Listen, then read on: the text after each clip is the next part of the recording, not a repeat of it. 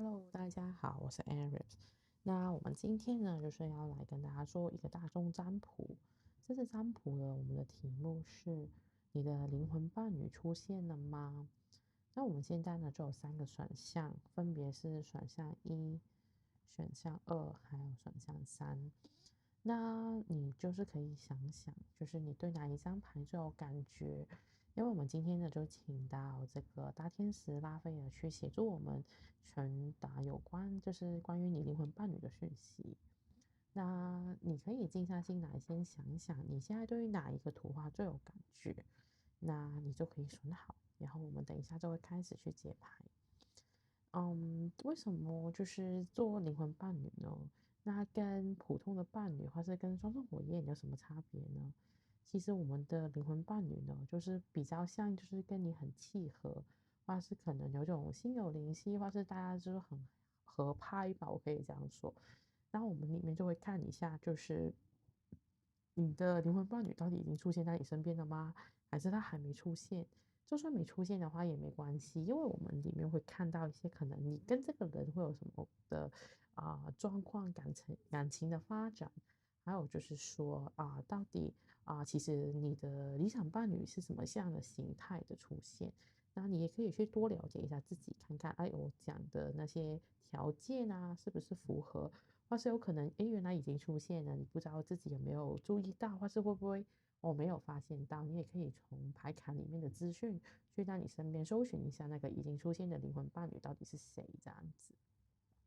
好了，那我相信大家就如果你在看的话，可以按暂停键。如果你还没选好的话，那我们就会开始解牌了。我们先会从第一组开始解。那今天呢，我们现在就会解第一组牌。那我们今天会就是我这一个叫做童话故事神谕卡。那所以呢，我们就会好像在讲故事一样，去先了解一下，就是到底你的感情的状况会是怎样。我首先呢，如果是你是选第一组的话，我会觉得，我们有3张牌啦。第一张牌这个 apprenticeship，然后青蛙 four，还有这个 housekeeping。这个呢，其实这个牌是代表学徒制，就是好像师傅跟学徒。你看这个人在做一个工艺，在打，好像在弄那个铁打铁的状态。那这个就很明显，大家都知道童话故事里面青蛙会变王子。然后呢，这个是一个打扫卫生的感觉，就好像那种灰姑娘，可能她还没变，就是变成这个公主之前呢，她就是要一直帮忙打扫。那这几张牌我们是看什么呢？我们会看一下，就是你的感情的类型。如果你抽第一组牌的话，我会觉得你在感情上面是很努力的一个人。为什么这么说呢？因为第一，我看到这个是学徒，就是他一直在练习、练习、练习，重复的去练习。因为其实这张牌就是说，我们人生很多时候要就是磨练，可能遇到一些难关、挫折。其实当你一直磨练，就是你的刀会越磨越锋利。可能你曾经已经有过一些的情感经验，可能不是太顺畅。可是最少就是你其实透过这个一直的磨练，其实有让你去变得越来越的精准或是越来越懂得怎么去跟这个伴侣去相处。所以我觉得你是一个可能有经验或是你在这个东西已经练习了一段时间的一个人吧，在感情方面。然后呢，我们第二站看到了这个青蛙。因为我们都知道王子变青蛙的故事，就是它的特色就是说或者是青蛙变王子，对不起。那青蛙变王子呢，其实就是说，可能我们看人家的外表，就是他突然好像那个美女与野兽，就是从一个很丑陋的外表，可是原来他被吻了一下之后，他都会变回一个很英俊的王子。那我会觉得就是这个青蛙其实我觉得你的择偶条件可能不是很注重外表的，或是你可能觉得就是你好像就是这个的故事里面一样，可能你看的是比较注重内在的涵养，或是那个人的内在的心的部分。那所以呢，我会觉得就是说，你可能就是对于你来说，最重要的是他的心是不是好人或是他是不是一个善良的人或是他的准则有没有到你的这个状态。然后就是就是你很容易就会找到一些不起眼的宝物吧，我可以这样说，就可能啊，人家看起来，哎，没想到他里面原来他可能这么有钱，或者他有这么的多的才华。就是你是喜欢那种，就是不是喜欢帅哥的类型，可能你喜欢可能是比较有一些才能啊，或是当然我不是说你不喜欢帅，只是你比起外貌，你更注重的是他内在的能力这样子的，在选对象的时候。那然后呢，我们会看到这个 housekeeping 呢，就是说我们要打扫卫生啊，就是很注重。我觉得这个注重呢，我觉得是对于你自己的啊因为我们觉得就是打扫可能就是一种动作，就是可能你要把家里打扫干净啊，很勤奋的去为自己去打算啊，所以我觉得可能你也是一个对自己是有些要求的人，所以呢，你会可能会很照顾自己的样貌啊，或者很注重自己的外表啊，去保持时刻在一个好的状态啊，就是因为我们说的是家嘛，就是内在，你也是很注重自己内在的条件。就是好像有没有就是你的身体健康，你的外表啊，或是就是好像你学历如何啊，你对这些东西也是挺注意的。那所以的话，我会觉得就是你是一个很注重内在而不是注重外在的，在感情方面，从这个故事里面我会看得到。而且你是有种说默默干的心，就是你可能在感情里面是很愿意付出，很愿意去做更多的东西，去为了就是可能让感情更好这样子。那你就可以感受一下，到底我刚刚在讲的，其实跟你自己的感情观念啊，或是我在讲述一些你的感情经历准不准？如果呢，你觉得好像不太对，那你就可能要回到一开始去重新甩牌，那就看看这个是不是适合的东西这样子。那好了，那我们呢，接下来呢就会继续看了。那我们现在呢就要看到底你的真命天子，就是这个灵魂伴侣出现了吗？我们就有3张牌。好，我可能放这边吧。首先呢，我们第一张看到这个 high honor，high honor 就是要放礼炮庆祝，很高兴，很高的荣誉的意思。然后呢，天使给出的答案是好像已经是，然后又再告诉你不是。这个呢，就是我刚刚说到他的讯息，他就是说，其实纯这组牌呢，有一些人其实应该已经就是出现了，而且他应该是知道的，因为他有感觉得到。可是有另一些人呢，就会觉得就是他没有出现，他自己就是你等一下听下去，可能就会知道为什么哦，好像这个人没有出现。不过我们也会说一下，可能你跟他之后可能会在什么场合遇到啊，或是那个人的特质啊，所以你可以继续听下去。就算你感觉自己还没出现，可能听下去之后，可是呢，我觉得就是拉斐尔说这个礼炮非常重要。他说其实你跟这个人的相遇是一个非常值得庆祝的，因为我们什么时候会放礼炮呢？就是如果大家有注意这些外国，像英国，他们会放这种礼炮，就是要很重大的事件、很重要的事件去庆祝。那给我的感觉好像就是可能是婚宴啊，或是什么国家大事啊的感觉。那所以我觉得，如果你这个灵魂伴侣因为这个原因很大几率，其实他可能是一个适合结婚的对象。所以你才会要明打开这个礼炮嘛，放这个这么重要的场合。好了，那我们会接下去看看，就是假设你们就是如果就是你这个感情伴侣啊，到底跟你的相处会怎样呢？看看你出现没有，看看你身边，你可以看看有没有人跟你是这样的相处的。我就抽了一张塔罗牌，就是这一组呢，就是3张都在正位的。首先呢，我们第一张看到呢，这一个是皇帝的正位，然后第二张是权杖6的正位，第3张呢是这个宝剑国王的正位。那我们就是这个占卜是不限男女的，所以如果你是女生，你就可以对应我说另一半就是这个灵魂伴侣就会是男生，或是如果你是男生，可能就是女生，或是如果你是同性恋的，那你就可能那个对象，如果你是女的，那个就是女了。这个我会用另一半来称呼，或者这个灵魂伴侣来称呼这个人。首先呢，我们看到这个国王，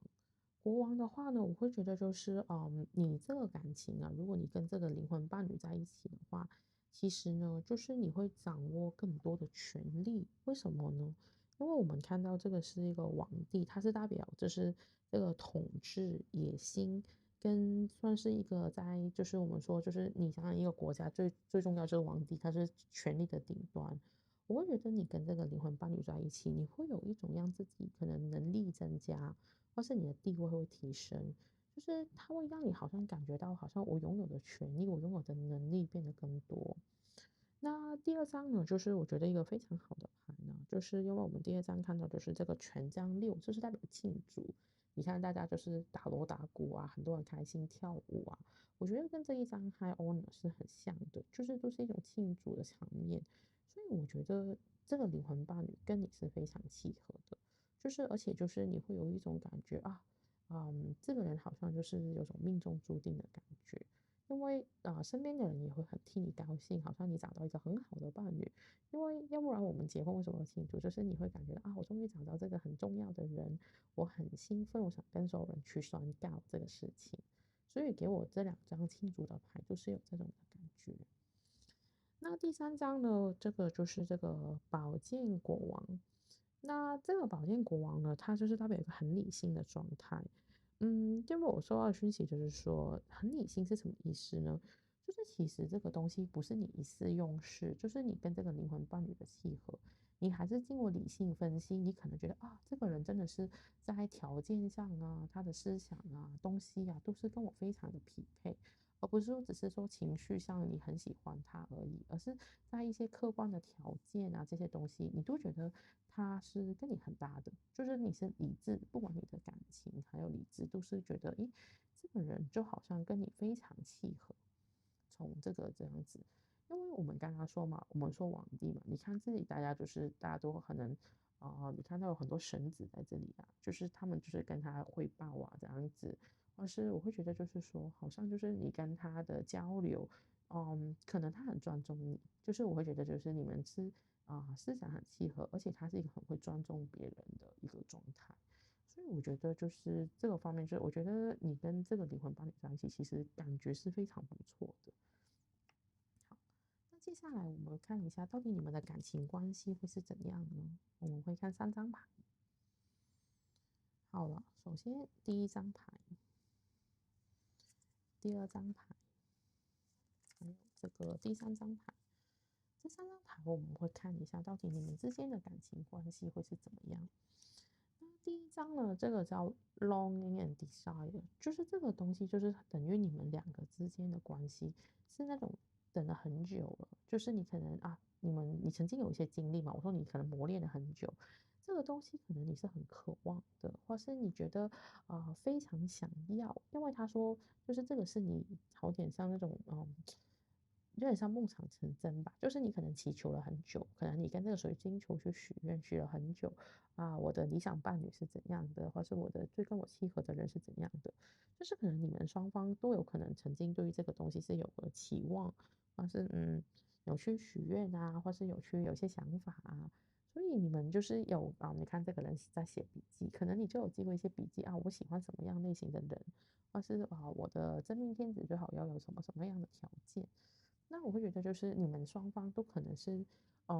觉得你们的出现就是你们期待已久，而且是非常渴望的类型。所以你如果现在你想知道自己是不是也是，你可以想想身边有没有人，你是觉得跟他很契合，或是他可能是就是有种我等了很久了，其实这个人我只是觉得我只是还没把他拿下，可是我觉得他是一个很适合的人。那另外呢，就是说，就是这个当然了，我们这个也是，如果刚刚这个拉斐尔提醒，如果你已经有伴侣的话，你就可以用你现在的另一半去观察一下，是不是符合我刚刚讲的这些状态。如果符合的话，这个就是你的灵魂伴侣。好了，接下来呢，我们会看的就是这个狮子座的老板，还有这个母羊座的老板，两个都是老板，就跟之前我们的王帝这个牌就很符合。就是呢，你们的关系会是有一种，怎么说呢？我不能说你们是老板跟下属，可是你们两个相对来说，我会觉得就是领导才能都很强。OK，就是你们可能有些可能一个在家里领导，一个在外面领导。我觉得你们不会强，就是不会说大家到底谁比较厉害呀，或者谁在说了算了这样子。你们可能会很适合在不同的场合去做决定吧。可是我觉得你们都是行动派，为什么呢？因为不管是狮子座跟牡羊座都是火象的星座，那就是只是说就是大家的冲劲很强啊，或是你们的理想性很高，可能你们都是对于另外一半的，就是很想有一个很好的家庭，或是你们都很愿意为大家付出。那狮子座的老板呢，最大的特色就是他比较爱面子，他很注重他的外表，还有他其实是非常有权威性的，就是可能就是说，你们可能会在适当的时候会很听对方的意见，很愿意去了解对方，给大家就是给足面子。可能你出去的时候，你会很尊重他，去表现出你就是很柔软啊，很顺、很乖的一面这样子。就是你们双方都是非常的注重对方的体面的部分。然后呢，我觉得就是母羊座的话，就是我觉得你们相对来说就是这个沟通的话会比较单纯吧，你们自己，因为我不觉得你们是一个单纯的人，因为你们都是皇帝，都是老板了。可是反而你对的对方，可能我会觉得就是比较愿意坦白，就是比较愿意就是用真面目去对待大家。因为我们说母羊座就是比较年轻的能量，可能就是像小孩。就是你们不会刻意去隐藏啊，可能你明明不开心，可是为了社交，为了体面，所以你会忍着，然后不告诉他。我觉得不会，就是你们对于双方的感受啊，这些都会很直接、很坦白的去表现出来的。所以的话，我觉得就是你们两个都有各自的可能在社会上或者在不同领域都是独当一面的，可是你们双方又会对自己可能另一半非常坦诚。好了，然后我们接下来呢就会看一下，可能你们是怎么遇到的。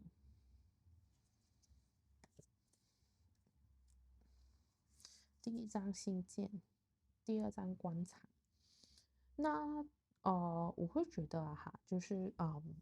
这个来说，我觉得信件有可能你们是一个远距离，或是你跟他认识是从一些文书里面认识的，有可能你没有见过他，可是你看过他写的字，有可能是你滑，就是现在我们有社交媒体嘛，可能你滑到他的文章，或是可能你是同一家公司，有可能你先收到他的电邮，可能他是某部门的主管，他发的电邮出来，你先从这个方面认识他。甚至乎可能你们是现在不是很流行那种交友软体嘛，就是可能你不是先跟他面对面交流那种接触，而是先用文字去跟他联络上的，或是你们认识的时候吧，我可以这样说，就是有可能是透过传统一点就是书信，然后现在的话电邮啊，或是一种讯息啊这一种也是，所以你们一开始交往的方式或是做朋友的方式是从这里从一个信件或是一些文字开始的。然后呢，我们看到这个棺材是什么意思呢？就是你们可能大家相遇的时间都是大家一个低潮，或是好像刚好就是你是跟你的分手啊，或者他有跟另外一半分手啊，好像就是有那种好像死去活来，就是那种告别过去的感觉。所以有可能是或是你们可能各自其中一方是遇到危机，那我刚好那个时候可能就是有点不开心，所以就是怎么样认识上了，然后就是比较投契，所以你可以看看，就是你跟你身边会不会有这些人是这样认识回来的，这个就有可能是你的灵魂伴侣了。好了，接下来呢，我会看看这一位就是我们说的另一半，就是你的灵魂伴侣，他有什么性格特质。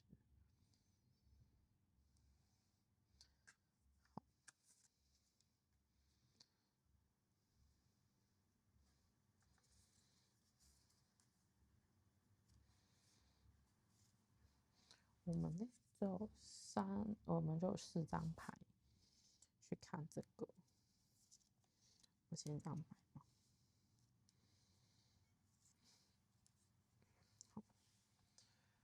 好了，我们首先第一张看到是这个山羊，这个呢是我们说就是那个人的阴暗面，就是你没有那么容易觉察得到的部分。那首先呢，这个阴暗面它是一个山羊呢，那是什么意思呢？就是其实呢，他是一个有点固执的一个人，就是你可以想象，就是我们现在说的摩羯座，有可能那个人就是摩羯座，或是他可能主要心有落在摩羯座，就是他好像有点固执的，可是他是很有潜力，而且是很有动力的一个人。就是他可能就是他是默默做事，或是他其实你跟他聊天，你本来可能觉得他很开放，可是你可能深聊之后发现他的观点是很难去改变的，可能你想改变他一些做法啊，他是很容易就跟你反抗啊，或者他说他其实会跟你去辩解啊，所以他可能相对来说他的内在是比较固执的，比较难听得懂的。哦，可是呢，他固执的，就是他也有个好处，就是他非常勤奋。OK，他也非常可能就是会很愿意为自己的工作努力的去付出这样子。那所以的话，就是你可以感受一下你之后的伴侣会不会，诶，他其实你发现，如果你跟他聊到一些他可能不太去同意的事情，可能他会很固执，或者他会很难去改变他的想法。这个就是他的隐藏的一面，可这个就会变成好像要深入的了解，你跟他熟了，他才会展现出来的一面。可是他平常呢会怎么样呢？我们会看到其他的牌，因为我们刚好抽到的就是有这个我们叫做四分相，然后这个是天王星，然后这个水瓶座。那四分相这个呢，就是它代表是一种紧张的关系。为什么我们说紧张的关系呢？因为在星盘里面，四分相或是对分相，我们会叫这个的话呢，我们会就是说，这个就是好像这两只鸟撞在一起，它的能量很强，可是你们是好像有种就是它很容易可能它的，因为我刚刚说它的隐藏面是固执嘛，对不对？所以它有可能很容易跟人家起冲突。因为他可能需要经过很激烈的辩论、讨论，或是一种要很深刻的了解，OK，跟你很熟了，他才会能够感受到你想讲的意思，或是才能去同理别人的感受。所以我们说四分相叫冲突上位，可是冲突上位呢，只是说可能会多一点摩擦，多一点磨合的时间，可是它是好的，因为等于你可能我们遇到挫折嘛，是不是挫折之后我们会学乖，或是会学到那个东西？所以呢，其实也不是说这个不好，只是它的展现这个能量可能会是冲突比较多，它比较容易可能会比较我不能说他难相处，可是他可能想法是嗯很不容易跟别人妥协吧。因为我们接下来看到的是这个天王星跟这个水瓶座，你们可能就是觉得，诶，两个都是同样的能量，都是这种我们叫国安牌理出牌，所以有可能他的想法是很特别的。可是我们说，就是水瓶座的人，其实他好像看起来很温，就是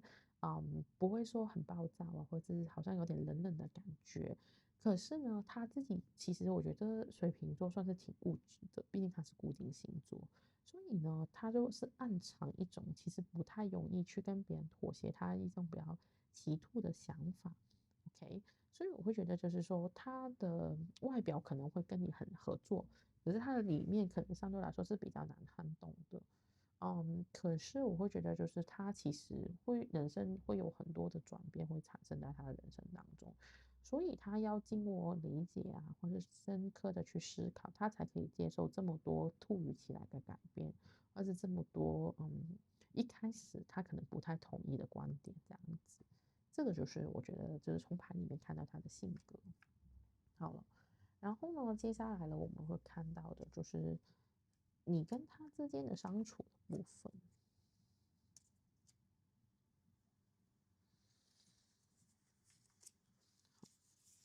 我们会看到这几张牌。那我会觉得了，这几张牌来说，我会觉得就是，你跟他这样相处来说，他是怎么样去看你的？我会觉得这个比较像。首先呢，我们看到第一张牌呢，这个是代表火的四。那如果在这一副牌里面呢，这个火的四呢，就是它的代表，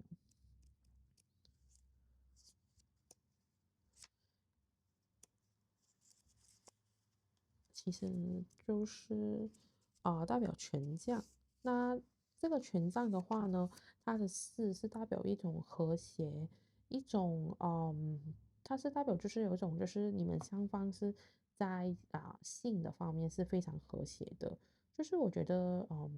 它很大程度上它跟你性这方面是协调的，而且他是喜欢，就是我觉得他可能。在他眼中，可能你是非常有性的魅力，或者很吸引他的。就是我会觉得这个从这张牌我们可以看得出来，因为你看这个男生在为这个女生服务，那所以他会其实他是很愿意去讨好你啊，或者他觉得你非常的迷人，非常的吸引这样子。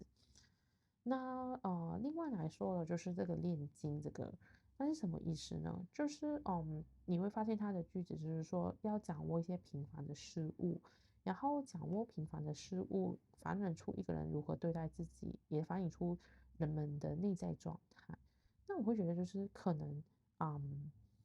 在其他人眼中，有些地方他们可能觉得你很平凡，可是他是可以从你很平凡的生活，或是你平凡的，不管是可能他可以从你平凡的外表看出你很不一样、很美丽的地方，或是从一些反正你生活中别人不注意的地方，欣赏出你的美，欣赏出你的好。所以我觉得他是可以看到你的内在的状态，可能他会看得出你是很善良的人。OK，就算你可能工作的时候是很霸气，他会看得出你很善良、很好的一面，他就很擅长去看出你的优点。另外来说呢，我觉得他可能是一个想法会比较多，因为我刚刚说就是说，其实他可能会有些固执啊，他会有些想法啊，所以呢，我觉得他在跟你的关系中，他会是有思考，可是我觉得这种思考是比较偏向他是深思熟虑，就是我觉得他会认为，如果跟你在一起的话，他是有清楚的去想过，也想清楚了这样子。所以我觉得他有可能一开始不是跟你非常的那种像天雷勾动地火啊，而是很快就进入非常火热的状态。可能他是要慢慢的观察你之后才会去，感觉到好像你越来越好。因为我觉得他既然是欣赏你的内在美，或是一些别人看不到的一面的时候，他可能是会很仔细的去观察。最后呢，我们看到这个 principle，就是说这个我们说就是事主，OK。那在这里来说，在感情关系来说，就是说，我觉得他有把你认定是一个另一半，就是如果他跟你交往的话，他可能是以结婚为前提，或者是一个很重视的，就是不是那种在玩的那种状态。我会觉得是不错啦，他应该是挺用心的这样子。好了，那最后呢，就是说我们会就是抽这个牌去看看，就是其实在这段关系的结局会是怎么样。好了，如果你真的已经遇到这个人啊，或是你感觉到你身边我刚刚讲那些条件啊、想法啊，找到那个应该就是他，或是你现在身边的那个另一半其实就是符合这个条件的话，那你们会怎样呢？首先，我们第一张看到狐狸，OK，狐狸就是说有点狡猾，有点就是聪明的感觉。那我就觉得，就是狐狸来说，就是我们刚刚说嘛，它会让你有权利。我觉得它变成说，可能它会让你变得更加聪明、更加仔细。有可能你现在不是一个非常有机心的人，有时候可能很容易被人家伤害，或是很容易被一些小人去影响到你。可是你跟他在一起之后，可能你开始会比较会怎么样防备这些事情，或是你会变得在这些方面更加聪明，去让你握到更多的权利啊，或是更加知道怎么去让自己往更上的台阶吧。我会有这种感觉，就是你会变得更有想法啊，或是更有激心。因为我不能说我不觉得有激心一定是负面，有可能毕竟就算你要达成一些人生目标，你也需要有安排。那所以我会觉得你会变得更有规划、更有安排、更有想法。那第二章呢，这个鸟嘞，我们会叫送子鸟，就是其实就是它跟就是有种就是送孩子过来，我不知道大家见过这个鸟，它叫 stork 啦。那这个鸟的话呢，其实有可能就是我觉得你跟它可能有机会结婚、组织家庭，就是算是我觉得算是一个挺好的意向吧。就是有可能，如果你跟他在一起，因为我刚刚说他是认真的，有可能你们真的会，就是有可能就可以跟这个灵魂伴侣成为你的未来的另一半。最后的这个 inspiration，就是说可能他会启迪，可能扩开你的眼界，可能他会让你，我刚刚说有可能让你就是提升，说不定他是一个很有地位的家族，可能你跟他结婚之后，他帮你攀上了另外一个台阶，或是可能就是他带你开阔了眼界，可能他带你进入了另外一个圈子。总之就是说，你们的结合，你会好像戴了一个望远镜，看到更多你以前没有看过的事物，或是让你启发了很多你的潜能啊，或是从看到更多不一样的一面这样子。总的来说，我觉得呢，这一组的话，其实是应该很大几率跟这个灵魂伴侣会结婚嘛。所以大家可以去观察一下，到底有没有什么的先兆，或是你身边有没有这个青蛙的出现。那我希望大家呢，就是选第一组的话，你就可以很快找回你那个青蛙王子。好了，那第一种的分享是这样子啊。如果你想再看更多就是这个大众占卜的话呢，你可以看一下我之前就是有关这个的大众占卜的直播，我有不同的关于感情的部分，你可以去做做看，会不会有类似的答案，这样子会不会可以找到更多的线索？那非常感谢大家的收看，谢谢大家。Hello，我们现在来到第二组的选项，OK。那我们这一次呢，就会先用这个，我们说这个就是这个童话故事卡去看看，就是你的童话故事这个恋爱故事会是怎样的状态，就是可能是你的感情经历啊，或是可能你过去的一些对于感情的想法啊，这样子。好了，首先呢，我们看到就是有3张牌，第一张这个就是跟马在交谈，就是 talking horse。然后第二张呢，就是这个的大家都知道就是巫婆，OK，或者是女巫，就是这个 witch。然后就是这个仙女，就是10号牌这样子。那首先呢，我们第一张看到了这个就是跟马的去交谈。那给我的感觉呢，这个就是呃，很多在他就是这张牌，就是说，其实呢，就是说很多的童话故事里面，马都是就是主角的好朋友这样子，就是他可以跟他倾诉很多的东西，或是可以跟他交谈甚至乎可能这个那种什么独角兽啊马啊，其实很多时候可能主角跟这个动物聊一聊之后，就会心情变得很好，或是可能就会有了生活的动力这样子。那然后呢，我们就会之后呢，就是还有就是这个，我们看到第二张牌呢是这个女巫。那女巫呢，我们说就是正常人可能会觉得有点可怕。OK，到底是不是就是怎么说？我们可能小朋友都会被吓到啊，听到女巫这个东西。可是女巫虽然看起来好像很恐怖，可是它是有非常的多的法力的。因为就算在那个童话故事里面，很多时候女巫其实有很大的能力，可能会可以扭转很多的事情。OK，那所以的话呢，就是因为你最后还有一张就是这个仙女，那仙女也是一个代表，就是可能很美丽啊，可以帮助主角去度过危机啊的一个很重要的一个角色。那我会觉得这几张牌里面，我的感觉就是说，你的感情对象就是可能我会觉得其实你在感情里面是很需要沟通的人，就是你可能在感情一开始是比较缺乏自信的，就是可能很容易就是会担心，可能你经常都要跟你的好闺蜜去聊天啊，就是好像要跟这个马去交流，可能会找回一些你对感情的信心，或是你怎么去跟你的另一半去相处。可能你很容易会遇到很多问题，你经常要透过跟一些你的打气队友去聊天，或是你的宠物啊，我觉得你才会让你重拾生活中的信心，或是你跟伴侣之间相处的信心。我会觉得呢，其实你是一个很有能力的人，因为我们看到2张牌，一张是这个巫婆，一张是这个仙女。就是你这2个人其实都是会魔法的，或是会一些很神奇的法力。我会觉得其实你是有一个非常神奇的法力，可是有时候你不敢承认。就是如果它负面展现的时候，它就像一个巫婆；如果它正面展现的时候，就像一个仙女。所以我觉得就是说，很多时候你能不能在就是你的感情之间能不能拿捏得好，就很看你的主观意识。就是等于说，诶，今天我很喜欢这个人，或者是我可能正面的去用的时候，可能你是一个非常善解人意的另一半啊，非常好的，可能很体贴啊。可是有时候我们如果这种很细心的东西，如果用在负面的话，有可能就是变成你会很容易去发现对方的一些失误，或是你会很容易有这种怀疑的心，是不是他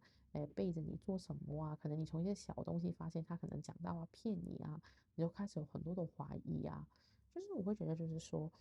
你身上的能量，或是你的一些聪明的法力，可能你就是要在正确的方向，或是比较正向的去使用，它才能发挥最大的效果。可是同样的东西可以变成负面的去使用，所以我觉得你在感情方面，就是你可能有尝试过，就是有时候人家觉得你很好，有时候人家会觉得你很讨厌或者很烦。所以你发现同一个东西，你可能做其实同一个事情，有可能就会出现不同的效果。这变成就是好像法力在巫婆手上，就变成恐怖的；法力在仙女手上就变成很重要，或者就是好像其实很多的变化。其实两个其实是很像的东西，只是它在不同的童话故事人物里面的使用的时候，就变成大家会有不同的观感这样子。好吧，那你可以感受一下，你觉得跟你自己的状况有没有对应到？如果没有对应到，可能就回到第一个刚开始，那你再重新选了一张牌。那我们接下来就会看我们今天的重点，到底你遇到了你的这个灵魂伴侣了吗？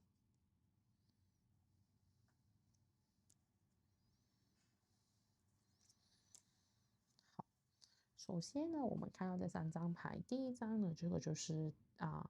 很注重的一件事情啊，我会说就是很关注的东西。然后呢，就是拉斐尔是说 yes definitely，就是是的，很肯定的。然后就是不要等几百万年吧，这样子。那我会觉得呢，如果你选这组牌的话呢，如果这个人已经出现，你应该很明确的去感受得到，因为他说是 definitely。而且我觉得你是很关注这个事情的，就是你很关心你身边到底已经出现那个很重要的人没有，或者你对于感情关系是很注意的。我会觉得所以你可能会经常在想，到底我喜欢的人出现了没有，或是这个人我身边的人是我的真命天子吗？就是如果你已经有对象的话，可能你就会很多时候会怀疑，到底他是不是最适合我的人。所以你是有一些想法，而且你有时候是有点矛盾的。那如果假设你现在没有一种很明确的感觉的话，就是说很快它会出现，因为这个就是说没有要到你想的等那么久，很快这个人就会出现，或是在你身边让你发现他的存在。那你可以感觉一下，我们再接下去听，你可以感觉一下你现在的这个人是出现了没有，还是潜在呢？首先呢，我们就是现在会看一组塔罗牌，看看，如果你跟他这个灵魂伴侣真的出现了，你跟他的相处会是怎么样的？首先呢，我们看到第一张就是这个，宝剑王后，然后呢，第二张呢就是这个，恋人的逆位，然后第三张呢是这个王后的正位。首先呢，我们看看就是第一张，我们这个宝剑王后，就是首先因为是宝剑嘛，就是一种思想的一种的确定，就是跟理性很有关系。然后她是王后，那我会觉得就是说，你应该跟这个人会感觉到就是他是你的一种很有未来的感觉吧。因为我们会说宝剑王后，她就是看着前面的一些事情，她是有一些想法的。那我会觉得就是说，其实你会觉得跟他是有未来的，而且就是你跟他的相处，你会觉得就是理性上，你觉得，通常我们说理性可能就会讲到一些物质啊条件这个方面，那你跟他相处的时候，你会看得见你们的未来，或是你觉得是你们的行动啊这些是会匹配的，或思想嘛，特别是就是可能你会有感觉到就是好像他是让你有一种跟你是很合的一种想法，而且你会看到好像你们可能你们的未来的价值观是一样的，大家都喜欢小孩，或者大家都不想生小孩，你会有这种跟他有这种价值观方面的契合，或是三观比较能对得上的感觉。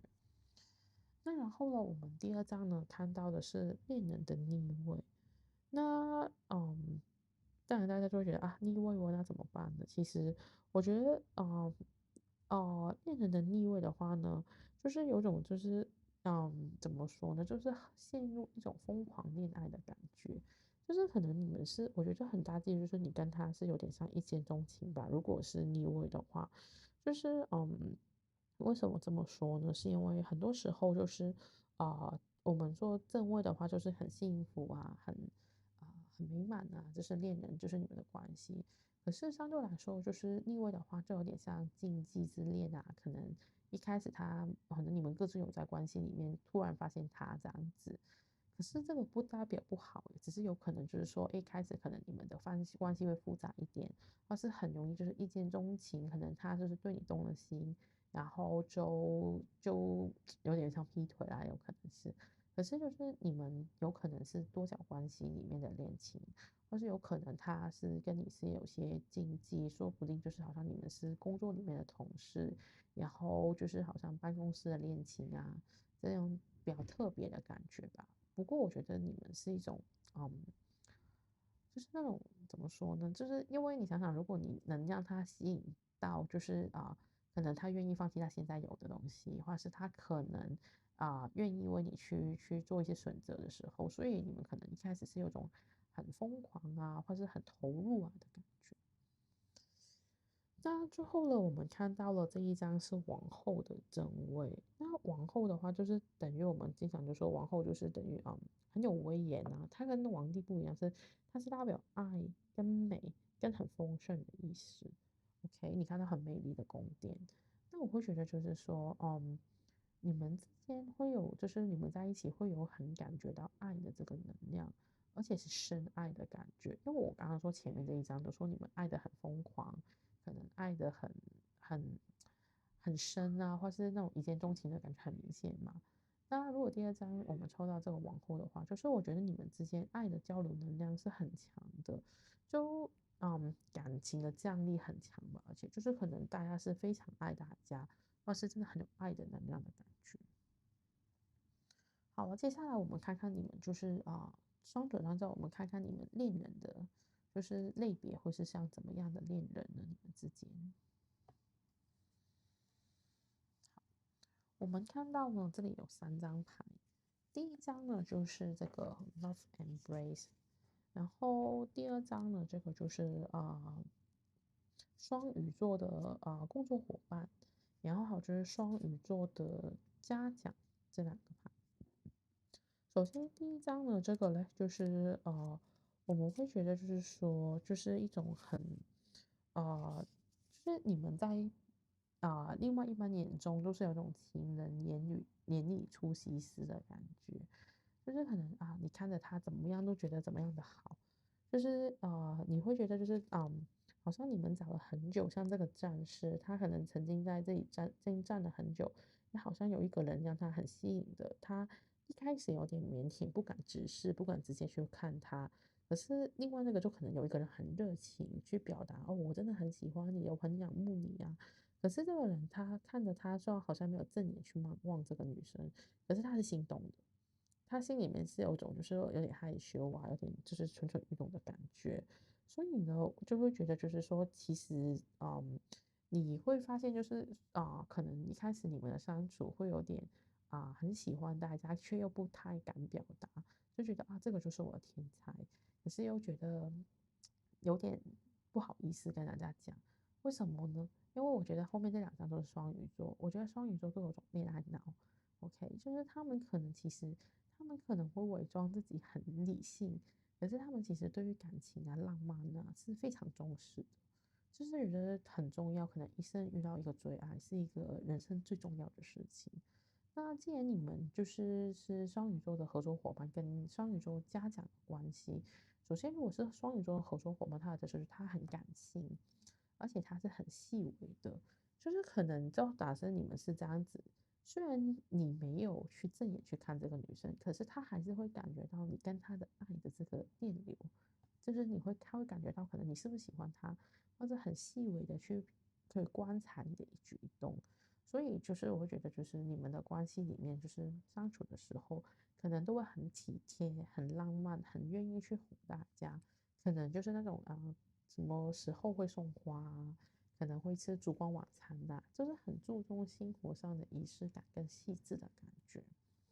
然后双鱼座的家长就是非常照顾、很爱，就是可能他会很体贴，对你无微不至，或是你会对他无微不至，就是你们2个可能非常照顾对方的感受。当然有个不好，就是你们很容易也会变玻璃心，就是很容易可能他做了一点事情，可能让你觉得吃醋啊，或是觉得可能会有点很容易会受到他的一举一动所影响吧，我会觉得。好了，接下来的我们会看看你们怎么会遇到哦。首先，我们看到2张卡，一张是船，一张是这个送子鸟。那我们首先呢，就是说船的话呢，就有可能你跟他是在国外认识，或者可能你们是一起去旅游的时候认识，也不一定，因为船会代表海外呀，或是一个旅程啊，可能你是一次出外工作的机会啊，或是可能你去别的地方去出差，然后跟他认识也不一定，就是很大几率他本来不一定跟你是很熟悉的，就是可能是另外一家公司的人。或是其他的，就是他本来不是在你生活圈子。另外呢，这个送子鸟的话，我会有种感觉，就是有可能就是他跟你认识是一些跟一些家庭有关，因为儿子就是代表家庭啊，家庭与家庭之间的联系啊。可能他一开始可能是你们家族之间认识的，可能他是你阿姨的谁呀、或是就是透过家里的人认识的这个人，这两个是有可能你跟他认识的渠道。接下来的我们会看一下，就你这个人的性格，或是他一些的啊，怎么说呢？他的潜意识的内心嘛。首先我们会看到，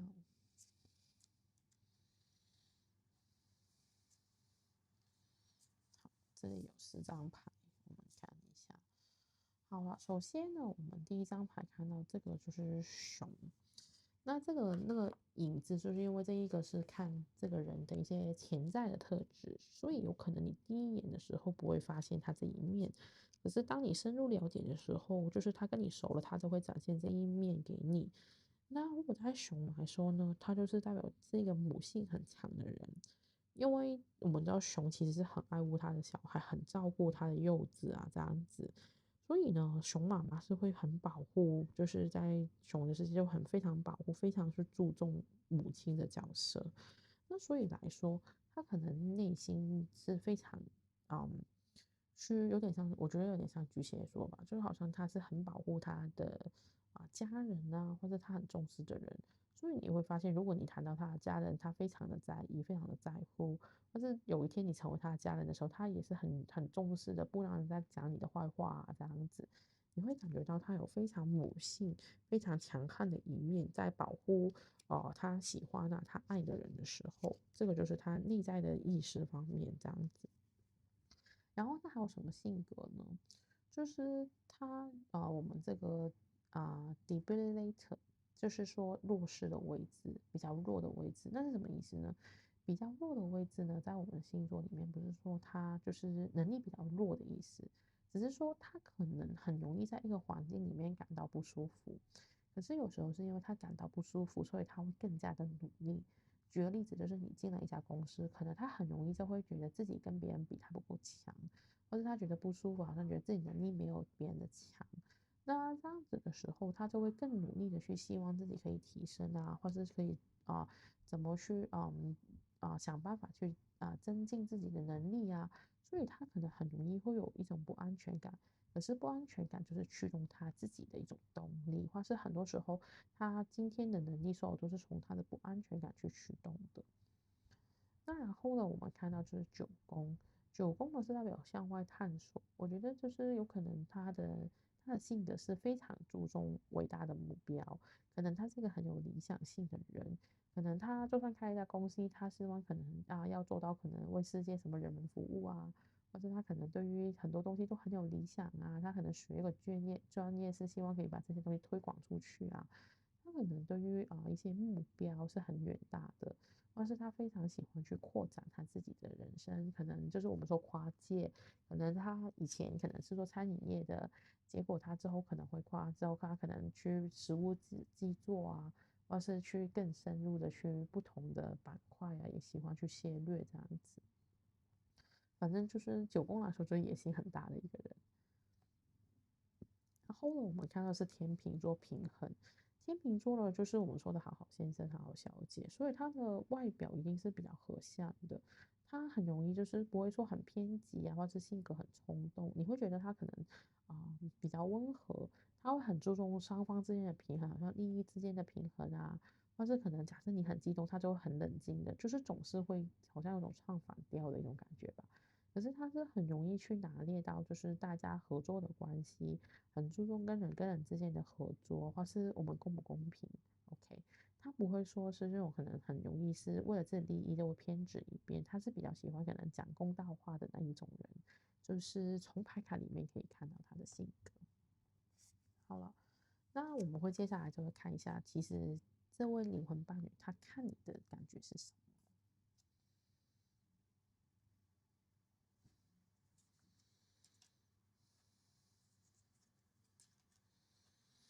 好，首先呢，我们第一张看到这个是这个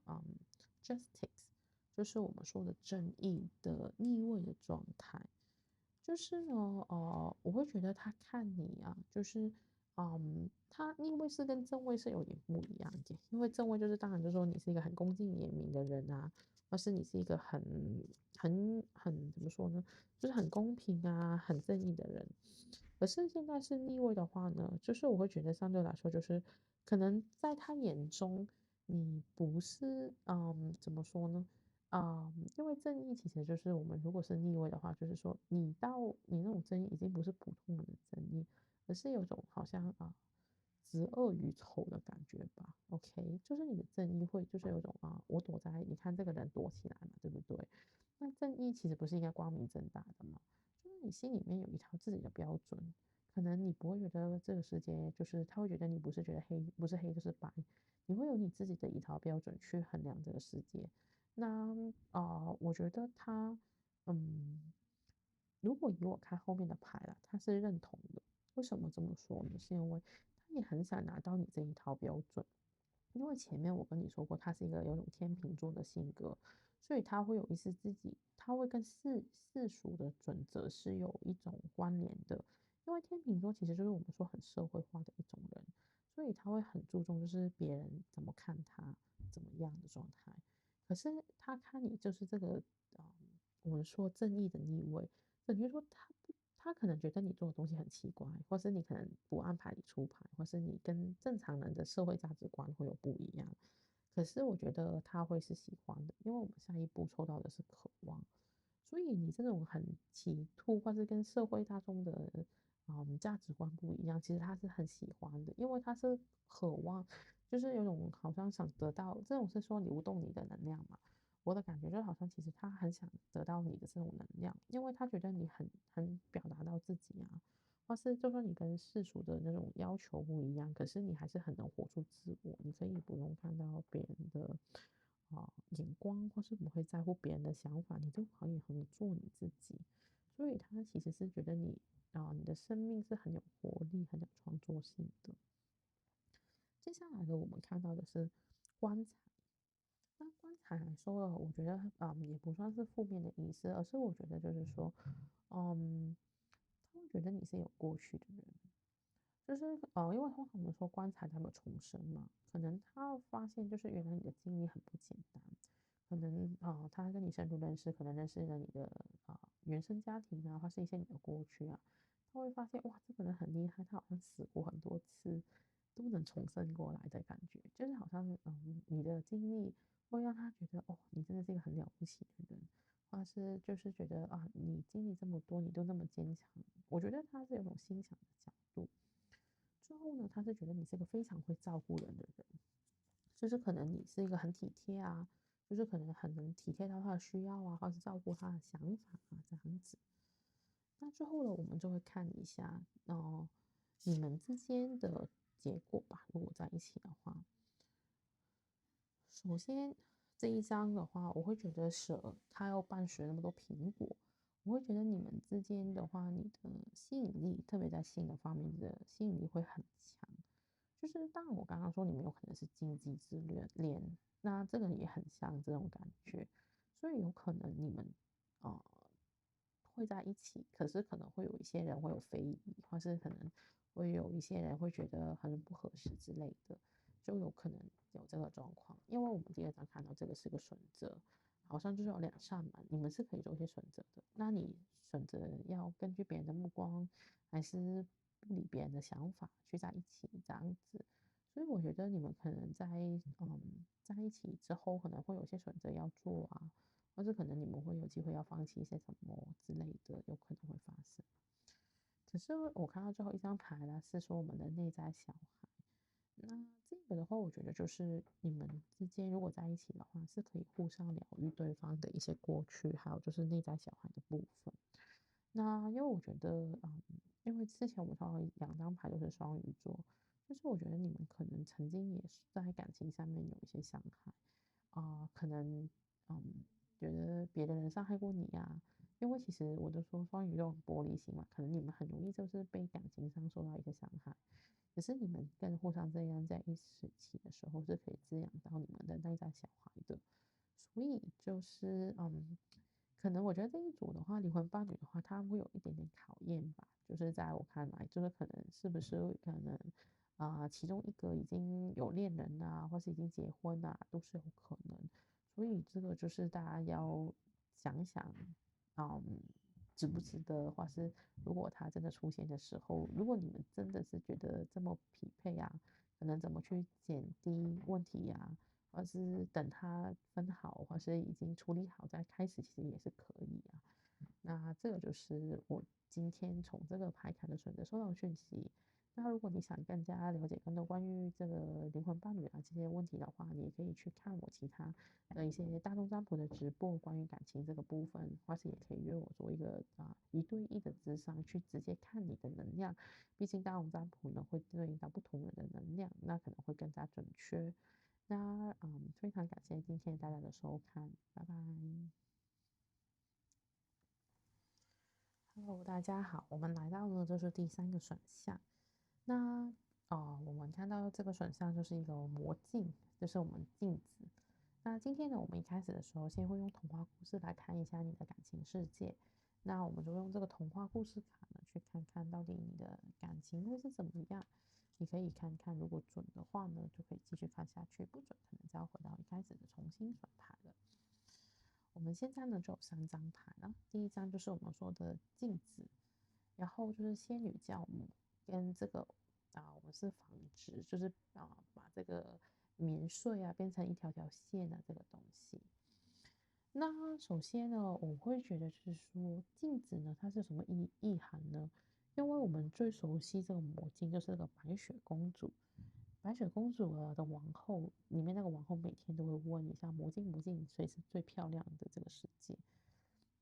魔镜所以代表就是可能就是一些你不知道的事情，就是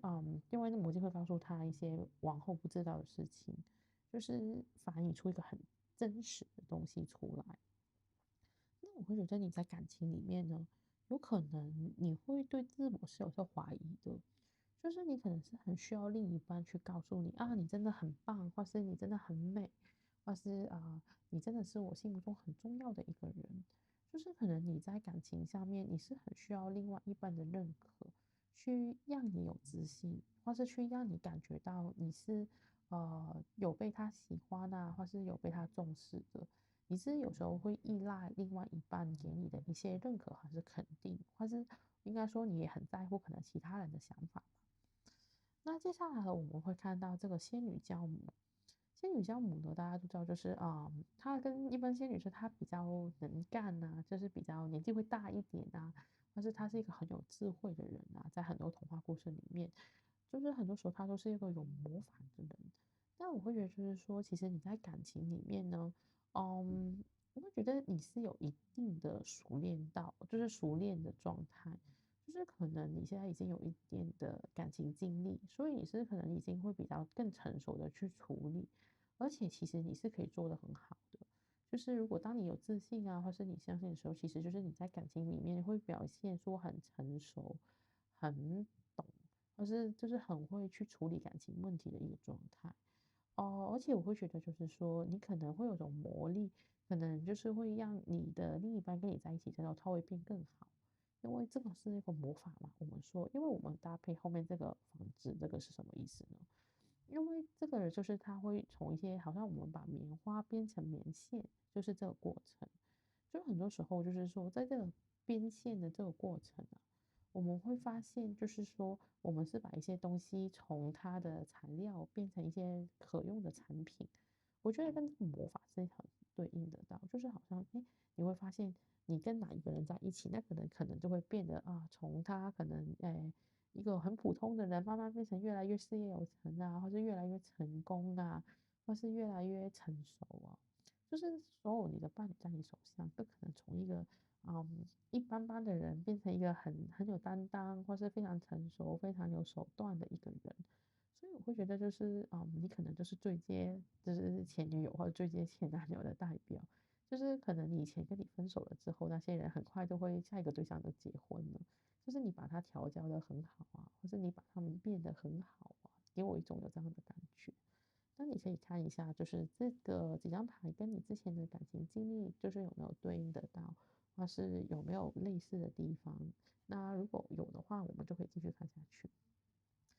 那接下来呢，我们就会看今天主题的重点，就是你就是的灵魂伴侣出现了吗？那我们会直接去给你一个答案。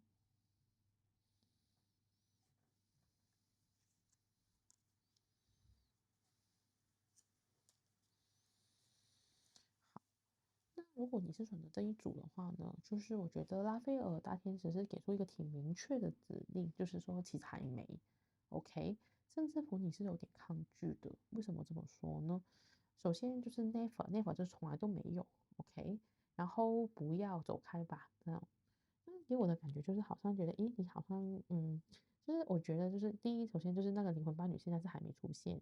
而且甚至乎你可能会有些抗拒，可能就是我刚刚说的，有可能就是，诶，你帮了很多人去调教了，可是却最后他不是你的人，所以你会有种有点可能有心里面的潜意识，或是你的意识上面是比较抗拒这个灵魂伴侣的出现。然后我们抽到这一张牌呢，就是我们说一个旅程。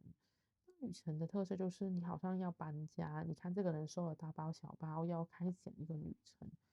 那我会给我的感觉就是，可能你过去是有些包袱，有些重担，就是可能一些感情的经历是对你有一些影响的。那你现在就可能要打包好，把这些过去都要放好，然后我们准备要开启新的旅程，去找这个灵魂伴侣的意思，我会有这种感觉。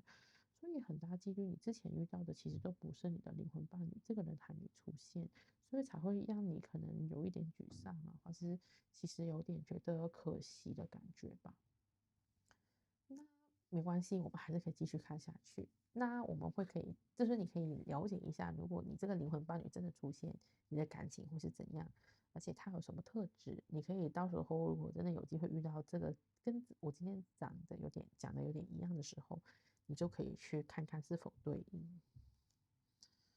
我们首先会看一组塔罗牌，看看就是你这个跟这个人出现的时候，你跟他的相处会是怎么样的。首先呢，我们看到的就是第一张是这个宝剑骑士，然后呢，我们第二张呢看到了这个就是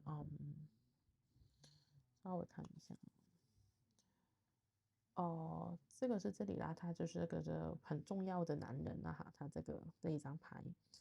然后呢，就是很重要的女人，就是我们说的这个应该是啊、这个是女祭司，这个是教皇，OK。好，那我们就是会看一下，在你们跟他在一起的时候，这个灵魂伴侣如果出现了，你们会在一个什么样的状态呢？首先，我们第一张呢抽到这个是宝剑骑士的正位。那如果是宝剑骑士的话，就是说你们其实是很有决心在一起的，而且就是我觉得如果你遇到这个人吧，就是你的不会犹豫，就是你不会说哎是不是这个人啊怀疑呀、这样子，你是会觉得他非常明确就是你想要的人。我觉得对方也一样，就是有一种好像这个人就是非他不可。或是我很认定这个人就是我想要的对象，他会给你一种非常明确的嗯决心，或是你会很有决心想跟他在一起。那然后呢，我们看到两张呢，刚好我们说的是对牌的，就是一个是教皇，一个是这个女祭司，他们算是一种比较重点的人物。那我会觉得，首先我们这个教皇的逆位嘛，逆位的就是说，我们就是好像这种道德啊，或是一种很崇高的理念吧。我会觉得你们在一起呢，你们可能会觉得，嗯，一开始可能觉得他跟你的观念会有点不合，我们可能说三观一开始有点不合，那他是不是不好了？因为我后面又遇到这个王后的，就是说女教师的女祭司的正位，所以我觉得一开始你会觉得你们是有磨合期的，你们之间的观念或是在一些的想法，可能一些伦理价值观啊，要不要供养父母啊，或是要跟父母一起住嘛，我要不要搬出来住啊，这些可能跟一些教条有关的东西，你们可能一开始是会比较多的我可以说就是我觉得这个教宗就是说，你们一开始可能会有比较多的这些方面的冲突，就是到底要不要跟父母一起住啊，或是要不要去结婚啊这些部分，就是可能你们一开始的价值观会有不一样，需要花多一点时间去磨合。可是后面呢，我会觉得就是他比较偏向于你，或是怎么说呢？就是如果应该说不能说你啦，有可能就是这个，因为我们不限男女嘛，就是刚刚拉斐尔是说比较阴性的那一方吧，就是比较温柔的一方会赢哦。这也应该说，因为我们最后是女祭司嘛，就是女生是赢的，就是所以就是相对来说，就是在你们的感情观比较阴柔的那一方，他会被顺从，因为他就是抬出来的这个王后，就是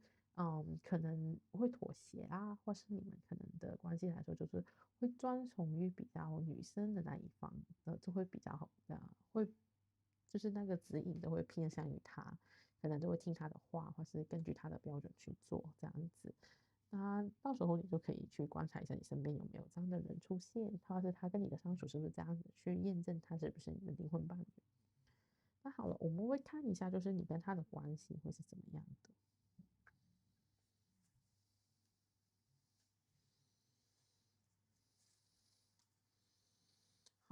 两人之间的关系，我们第一站看到这个一个很美丽的样子。我觉得这个人拿着镜子，就跟你们的主牌那个镜子是非常对应得到，而且刚好也是3号的牌。那是什么意思呢？我觉得在你们，因为3号也代表沟通与交流嘛，所以我会觉得就是在你们在两个人的眼中，是非常的注重对方的一个想法吧。因为我们刚刚说前面说这张牌就是说你很注重对方的想法，你要透过别人去了解真实的自己。可是我觉得你在这个关系里面，你了解到的是你是一个很好的人，你是个很美丽的人。就是假设对方是一面镜子，你在那个镜子照出来的就是一个很美丽的外表，很吸引人的外表。这个我只是遮住而已，就是他把他胸部露出来了。那所以他是有种好像很沉醉于这个他的美貌的感觉，就是那个身材美貌，他是很满意的这一张牌，其实是说，而且你看后面帮他之后他梳头发这个人是很专注的去帮他打理，所以我会觉得就是说你们之间的关系，你的这个灵魂伴侣是非常认可你的可能美貌啊、智慧啊，你的各种方面，他都认可，是觉得你是很完美的，你是很好的状态。接下来呢，我们抽到这个是双鱼座的老板跟这个射手座的一个嗯工作伙伴吧。那他们有什么特色呢？就是你们之间的关系是有种像我们叫水乳交融吧。因为其实双鱼座的呃老板是一种很感性，就是正常老板是应该很威严的吧。可是你们之间双重关系，就是说你们有自己的一些，我说就是一种领导能力，可是你们之间的交流是非常融洽，而且很注重对方的感受。就是你们可能会有一种就是可能很怕对方会生气啊，或是会很注重大家的感受啊，就是会有点会很小心翼翼去经营这段关系。而且呢，这个后面我们看到这个射手座的工作伙伴，这就是很开心的。你们是很乐观，或是大家相处，只要你们一见面，你们就会觉得好像我的压力都消除了，或是大家都很愿意去帮助大家遇到的问题。哇，我觉得有种感觉，就是不管是钱的问题啊，或是一些实际生活上的问题啊，你们都很愿意去互相协助，就是有点像非常好的朋友在一起生活的感觉。那我们会看一下你们是怎么去认识的。那我们刚好也是一个对牌，就是一个月亮，一个太阳。给我的感觉就是呢，什么叫月亮跟太阳的认识方式呢？首先，第一，月亮来说的话，就是代表我们的阴暗面跟潜意识，也是代表我们的情绪。所以我觉得有可能你跟他认识的时候，就是我觉得可能是一个情绪的低潮期吧。就是我觉得就是有可能是你们双方其中一方的低潮，可能遇到一些很情绪的问题，有可能是家里发生什么事情啊，家里有人离开啊，这样子的感觉。就是可能你是在对方的低潮，或者人家在你的低潮上面出现，你们两个所以因为这样子有深刻的交流，所以能比较共鸣得到，所以会在一起啊。另外一个就是太阳，这是什么意思呢？就是说有可能是在一些你人生的追求，假设你很喜欢某些活动，就是我很喜欢打球的，他都跟你这个可能跟你有一样的喜好，跟你追求的东西是一样的，或是可能我很喜欢做善事，可能你们就是在这些就是可能做义工的场合性认识的，所以这个就要视乎你人生的追求是什么。他一定就是他有可能相遇的场所或是那种领域，就是跟一个你一直在追求的东西是有关的。那这个就要视乎你的取向是什么才会知道。所以你就可以看看，就是有可能就是你的情绪的问题的时候，它会出现；有可能是就是你在做一些你也是很喜欢的事情，或是你很热爱的事情，或是一些你很喜欢的领域里面出现的，都有可能。好了，接下来我们看一下你的这个灵魂伴侣呢，他的性格是怎么样的？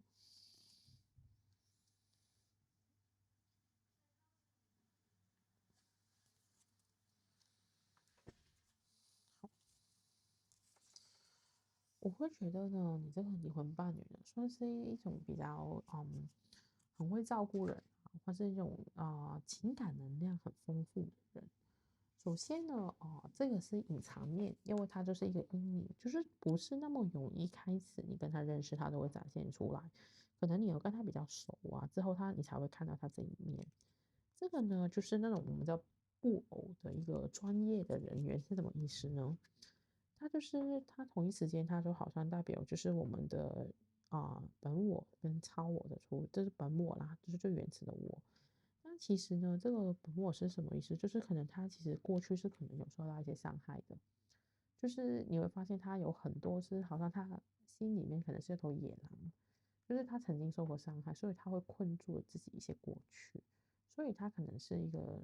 过去可能有些经历啦，或是有受到创伤的一个状态，所以呢这一面他是平常一定会压抑，可是他心里面好像会有几头狼在里面，就是他很想去发射，或是他有很多的情绪想发射出来，却可能他会尽量去压他的这种感觉。那你就可以让他观察一下，会不会他其实可能过去很有经历，或是很多的一些的创伤吧。那这个人呢，他的特色就是什么呢？因为我觉得他的水象能量其实挺强的。第一，他有这个海王星，就是我们说双鱼座的能量跟这个巨蟹座的能量。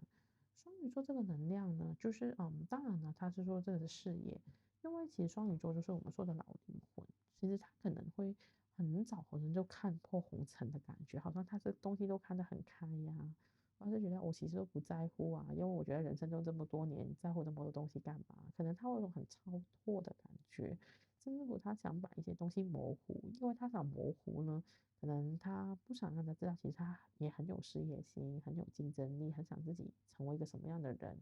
可是因为可能遭遇到一些事情，让他可能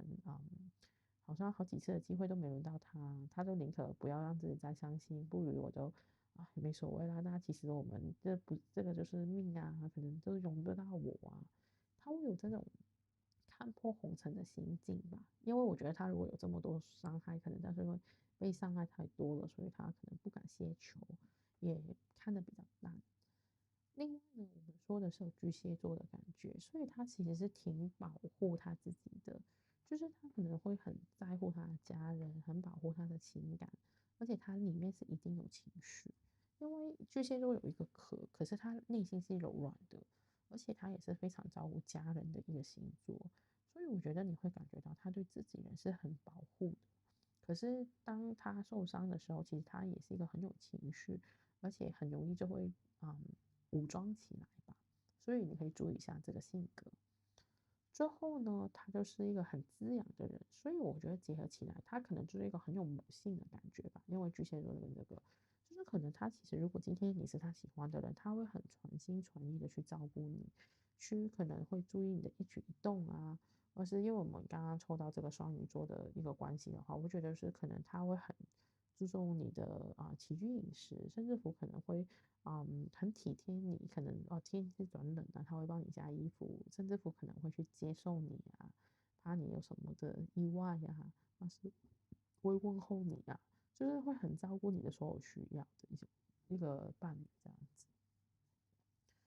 然后接下来呢，我们就会看一下，就是在这个人呢，他眼中的你是什么样的状况。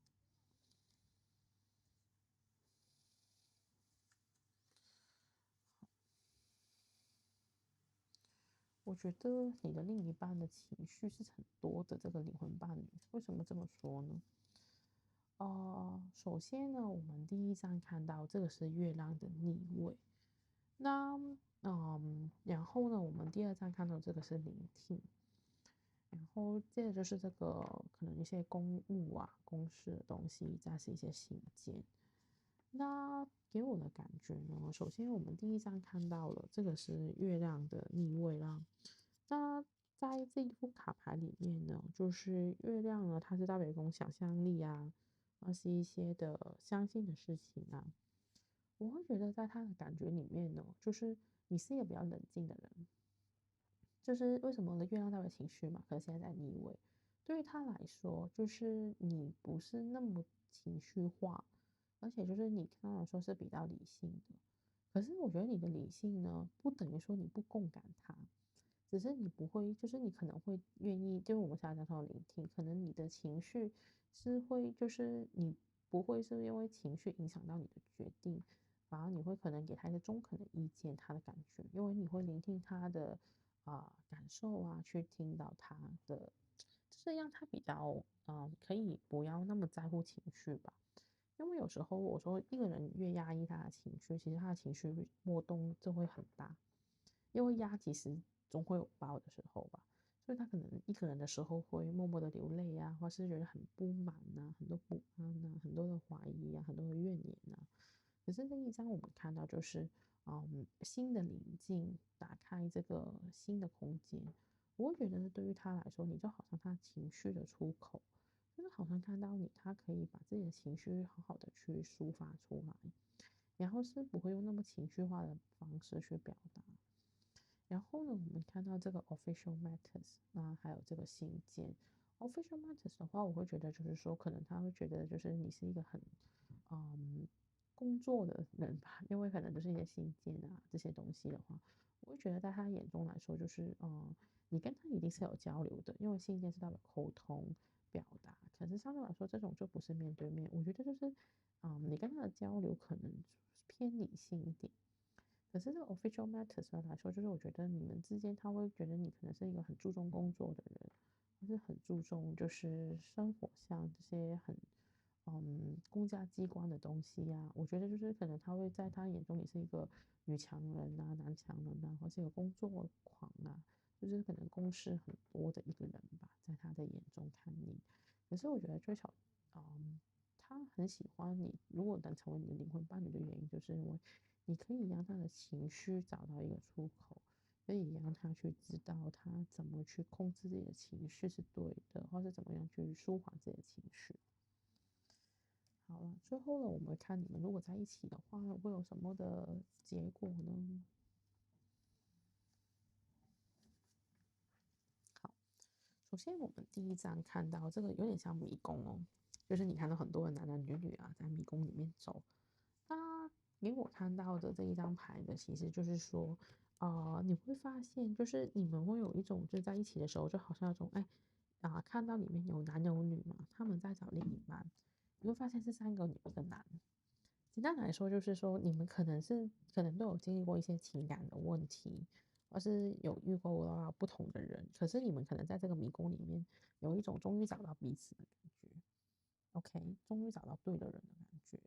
所以我因为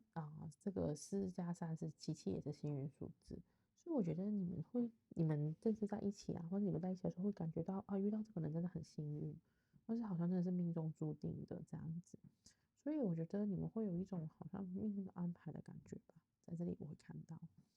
而且你们在一起的话，我们下一站看到就是月亮。月亮我们刚刚说是代表情绪另外一个也代表安全感，因为是家的意思，母亲的意思。但是我会觉得，就是刚刚我就说，可能你们双方都会有一些各自的情绪上的需求，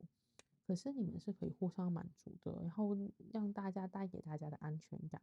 因为我刚刚说，就是可能你会也有在感情上面会有不自信的地方，可是你的这个对方是可以满足到你这个不自信，去让你感觉到比较平和啊，比较稳定啊，然后他也可以把他的情绪去跟你去倾诉，而且你可以让他平静下来，怎么样用一个对的方式去抒发。所以我觉得这个感情这个方面，在安全感你们是可以互相给到大家的。然后呢，我们最后一张牌呢，就是说见证这个现在，就是我会觉得是你们会有一种活在当下的感觉。可能你们在一起之后，你们会觉得每一天的一些